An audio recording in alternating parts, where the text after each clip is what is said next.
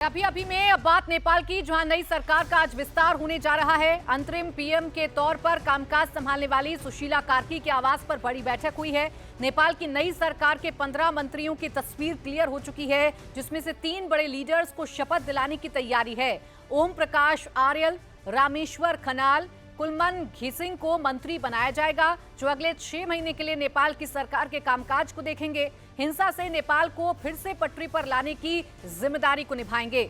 नेपाल में 5 मार्च 2026 तक चुनाव होने हैं। सुशीला कार्की को अंतरिम पीएम बनाया गया है, जो जेनजी की देखरेख में अगले 6 महीने तक सरकार चलाएंगी। सुशीला कार्की ने पदभार संभालने के साथ कई बड़े फैसले किए हैं और अब उनकी टीम के सामने नेपाल को फिर से ट्रैक पर लाने की चुनौती है। जो 3 बड़े नाम आज शपथ लेने वाले हैं, उन्हें पॉलिटिक्स का अच्छा खासा अनुभव है और ये सभी नेता अपने अपने फील्ड में माहिर हैं। तो क्या सुशीला कार्की की टीम नेपाल को फिर से पटरी पर ला पाएगी, ये बड़ा सवाल। नेपाल में सुशीला कार्की अंतरिम सरकार का गठन करने जा रही हैं। देश की नई सरकार के मंत्रियों को शपथ दिलाई जाएगी। कार्की की अगुवाई में नेपाल के 15 मेंबर की टीम फाइनल कर ली गई है। ओम प्रकाश आर्यल, रामेश्वर खनाल, कुलमन घिसिंग आज शपथ ले सकते हैं।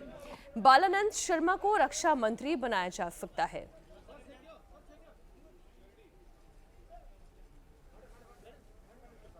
नेपाल की पहली महिला प्रधानमंत्री सुशीला कार्की ने आज मंत्रिमंडल का अपना इनिशियल गठन कर दिया है। इसमें 3 मंत्री होंगे जो आज शपथ लेंगे। सबसे पहले के तौर पर है रामेश्वर कनाल, जो कि यहाँ के फॉर्मर फाइनेंस सेक्रेटरी हैं। इनके ऊपर फाइनेंस मिनिस्ट्री का जिम्मा होगा, क्योंकि आर्थिक तौर पर तरक्की और विकास की राह पर आगे ले जाना इस पूरे जेनजी प्रोटेस्ट का मेन अहम मुद्दा था। उसके बाद दूसरे मिनिस्टर होंगे ओम प्रकाश आर्यल, जो यहाँ पर सीनियर एडवोकेट हैं और इस समय होम मिनिस्टर की भूमिका में होंगे। काठमांडू और उसके पूरे नेपाल में आसपास में जो आगजनी हुई, जिस तरह से पूरे मामला हुआ, जेनजी का प्रोटेस्ट हुआ, उसमें उपद्रव हुआ, उन सब की प्राइमरीली इन्वेस्टिगेशन भी इनके द्वारा पुलिस को निर्देश दिया जाएगा कि वो की जाए। और जो खास तौर पे जिन लोगों को क्षति हुई है, नुकसान हुआ है, उनके लिए पूरी स्ट्रेटेजी तैयार करने में ओम प्रकाश आर्यल का एक इम्पॉर्टेंट रोल होगा। तीसरे इसमें है कुलमान घिसिंग, जिनको सबसे बड़ी जिम्मेवारी सौंपी गई है। ये फॉर्मर सीईओ हैं इलेक्ट्रिसिटी डिपार्टमेंट के। इनके पास development, urban development, irrigation, power, energy, ये सभी मंत्रालय मौजूद होंगे। कुल मिला के 15 के लगभग मिनिस्टर्स जो सुशीला कार्की की ये नई सरकार है, इसके अंदर मौजूद होंगे। हम इस समय प्रधानमंत्री आवास के ठीक सामने हैं। यहाँ पर इस समय भी हाई लेवल मीटिंग चल रही है।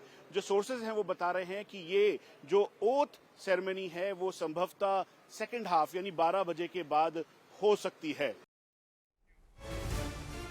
इधर नेपाल में हिंसा बवाल अब थम गया है। नेपाल हिंसा में जान गंवाने वालों को लेकर प्रधानमंत्री आवास के बाहर पोस्टर लगाए गए।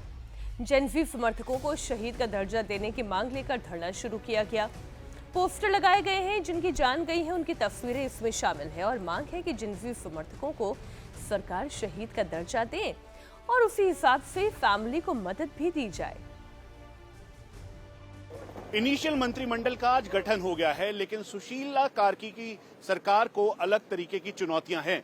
उसकी मुख्य वजह है कि जो लोग इस जेनजी प्रोटेस्ट के अंदर जिनकी जानें गई हैं, उनके परिवार के लोग इस समय जो उनका निवास है उसके ठीक सामने बैनर और पोस्टर लेकर यहाँ पर उनको शहीद का दर्जा देने की मांग कर रहे हैं, ताकि उन सभी लोगों को शहीद का दर्जा मिल सके।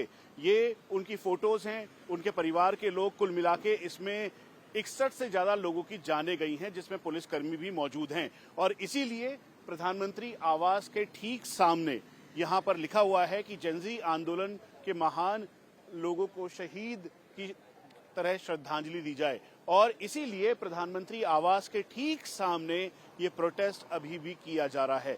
चुनौतियां इस बात की भी हैं कि जिन लोगों ने इन प्रॉपर्टीज को वेंडलाइज किया है, उनके खिलाफ पूरी इंक्वायरी की जा रही है नेपाल पुलिस के द्वारा, ताकि जल्द से जल्द उनका पता लगाया जा सके। नेपाल के जेएनसी लीडर सुदन गुरुङ की प्रेस कॉन्फ्रेंस में भी जमकर बवाल हुआ। काठमांडू में सुदन गुरुङ की प्रेस कॉन्फ्रेंस चल रही थी, तभी गुरुङ समर्थक और एक पत्रकार के बीच बहस होने लगी। समर्थक ने पत्रकार को धक्का मार दिया, जिसके बाद मामला भड़क गया। मौके पर मौजूद पत्रकारों ने मिलकर सुदन गुरुङ के समर्थक की पिटाई कर दी।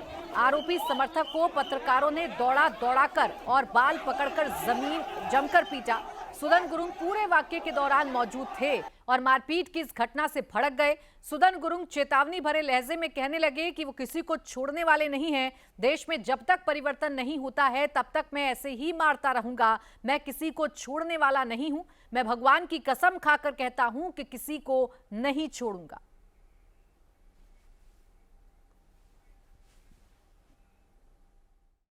देश जबसम्म चेन्ज हुन्न, परिवर्तन हुन्न, म यस्तै हो, भेडा हो, हानेकै गर्छु। म कसैलाई छोड्दिनँ। तपाईहरुलाई भगवान कसम मैले कसम खाएँ हैन, मेरो मातृभूमिको कसम खाएँ।